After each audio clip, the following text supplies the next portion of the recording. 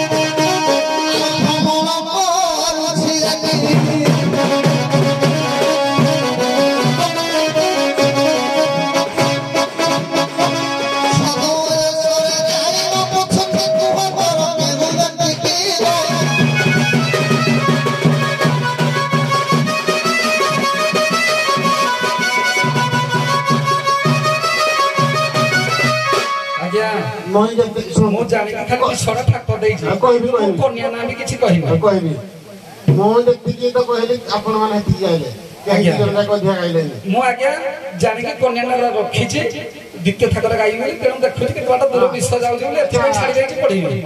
ତମେ ବି କନ୍ୟା ନାଁ ଛାଡିଦେଛ କନ୍ୟା ନାଁ କଣ କହିଲ? ଆଜ୍ଞା